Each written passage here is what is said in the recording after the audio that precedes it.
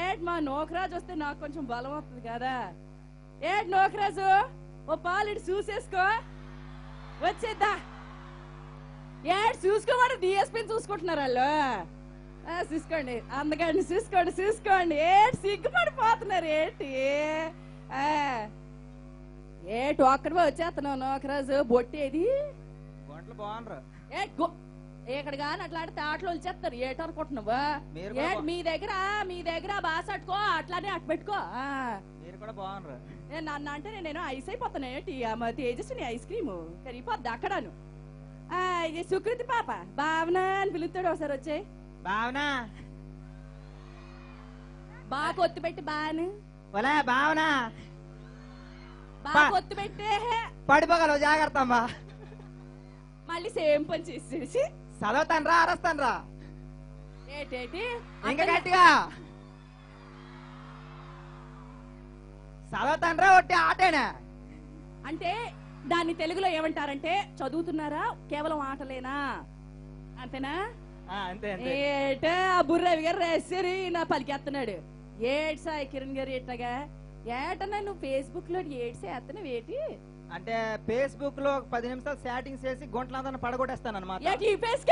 మరి ఏడనుకోండి రేటు గడ్డం గీసుకునేనే ఈ పిల్లలు కూడా అలాగే పడగొట్టాను. ఏటి నాన్న ఏ పేస్ పెట్టుకుని పవన్ కళ్యాణ్ పేస్ పెట్టుకుంటా అందరికి ఫ్రెండ్ రిక్వెస్ట్లు పంపించేస్తాను. యాక్సెప్టింగ్ చేసేయండి ఏంటి. ఓకేనా? ఇలాంటి వాడికి ఎవరికి వినబడటం లేదు గట్టిగా. ఓకేనా? ఇంకేంటి సంగతులు.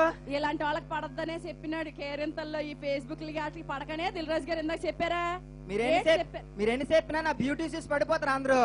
బ్యూటీ బ్యూటీ బ్యూటీ అందము అందము శివుడు వచ్చింది ఏంటి. మీ ఇంట్లో అద్దం ఎక్కడ కొనుక్కున్నారు. అద్దం లేదు. అది అర్థమైంది. వాళ్ళ ఇంట్లో అద్దం లేదు. మా నాయన అర్థం వద్దానండి. మన వంశంలోనే అర్థం వద్దు.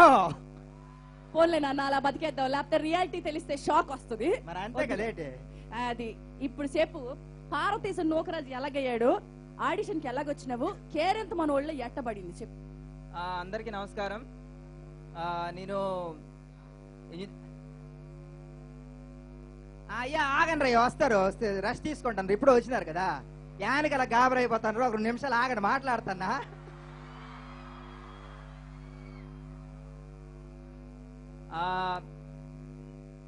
జెన్యూన్ గా ఆడిషన్ చేసి ఏ రికమెండేషన్స్ లేకుండా నన్ను సెలెక్ట్ చేసినందుకు దిల్రాజు సార్కి సాయి సార్కి థ్యాంక్ యూ వెరీ మచ్. నాలాగే చాలా మంది ఇండస్ట్రీలో ఉన్నారు కొత్తగా. చాలా మంది అన్నారు అంటే బ్యాక్గ్రౌండ్ లేకుండా డబ్బులు లేకుండా ఛాన్సెస్ ఏం రావని. కాకపోతే అదంతా అబద్ధం. ట్రూత్ఫుల్ గా హార్డ్ వర్క్ చేసి జెన్యూన్ గా ట్రై చేస్తే ఎవరికైనా వస్తుంది. ఏది కావాలని వస్తుంది. ఓకే భయ్యా. ఏటి అది ఎవడో కచ్చిపోతాడు. గట్టిగోపు.